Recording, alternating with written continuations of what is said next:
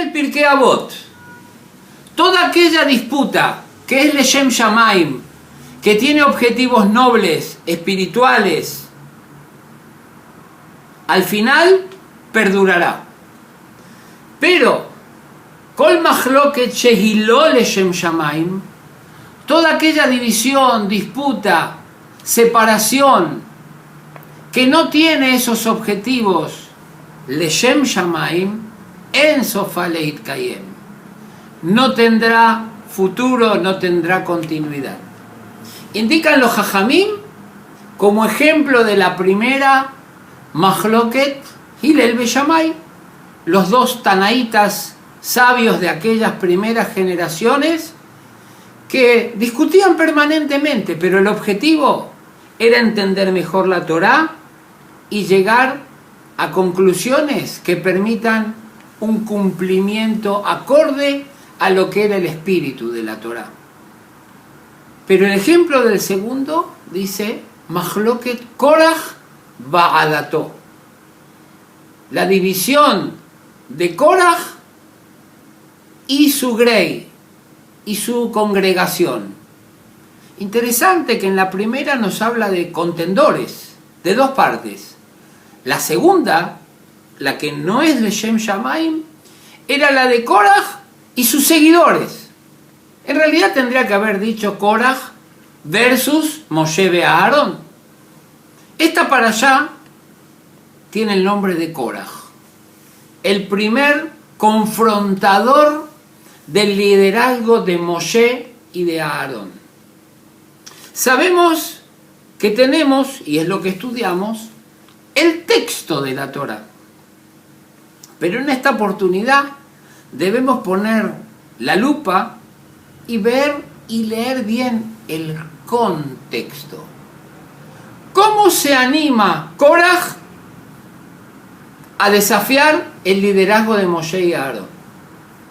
Es muy, pero muy sutil, porque aquí el timing, el momentum en el que ocurre esta rebelión es importantísimo.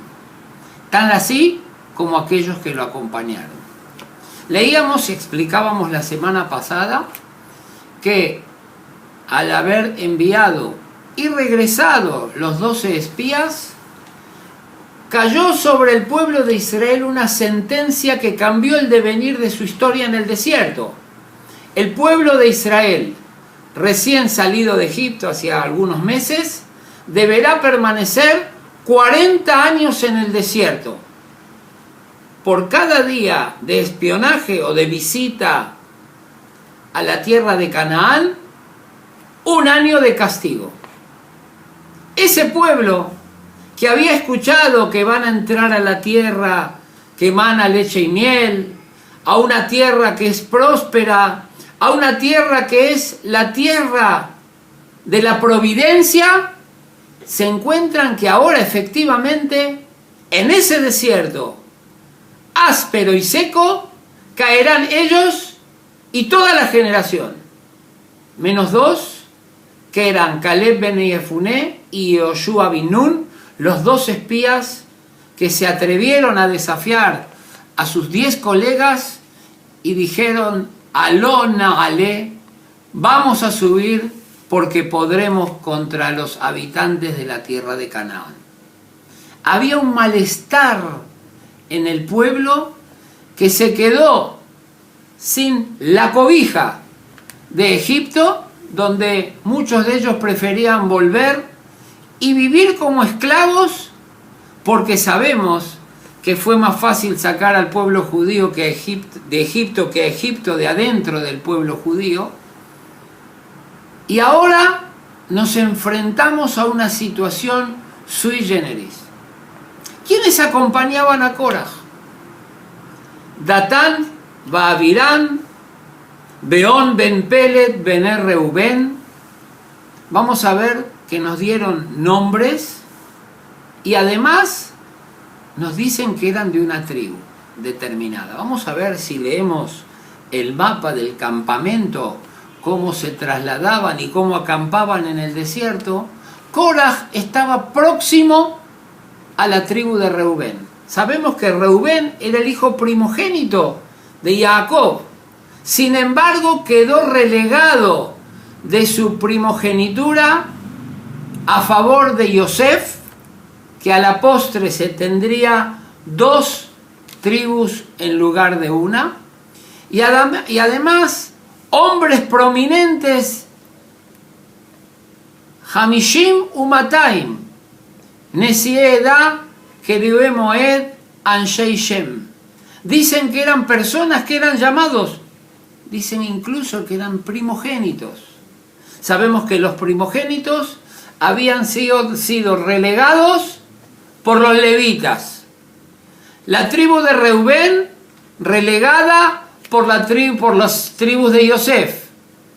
Y Korah era un primo directo de Moshe y Aarón, que sin embargo había elegido a otros familiares para que ocupen el cargo que Korah entendía que le correspondía a él y a su familia. Este era el contexto.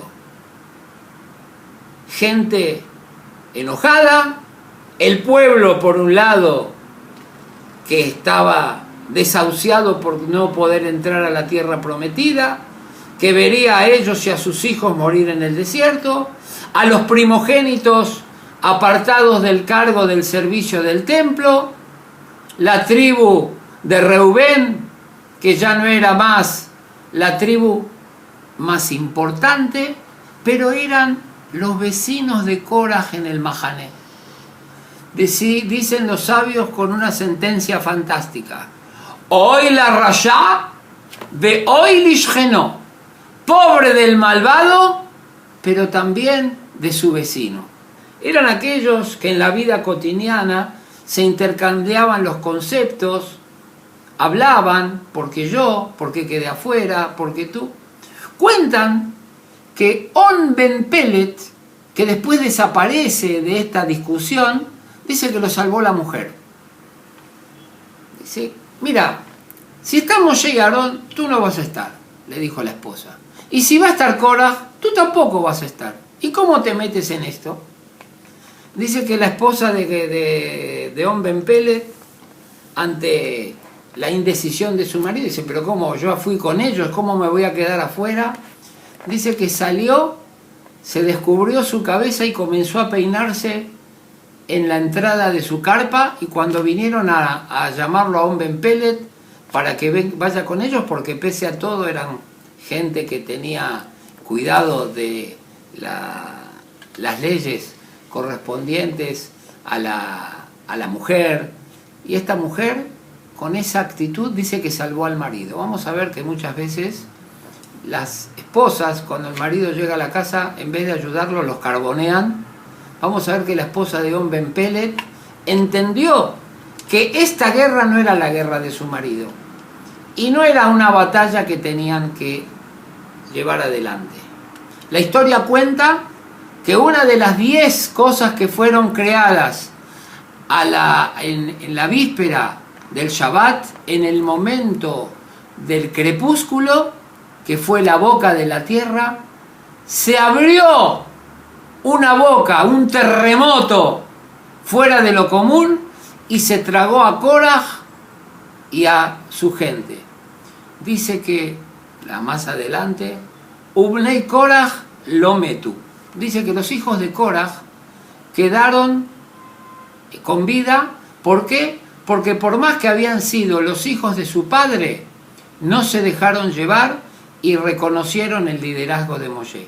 Hay otra explicación muy linda que nos enseña y nos dice: Ubnei Korah, los hijos de Korah, aquellos que buscan discutir, por honores propios, incluso en temas que tienen que tener un carácter espiritual y religioso, esos no murieron, siguen vivitos y coleando, haciendo de las suyas y haciendo estragos muchas veces en la sociedad, en las familias, en las comunidades.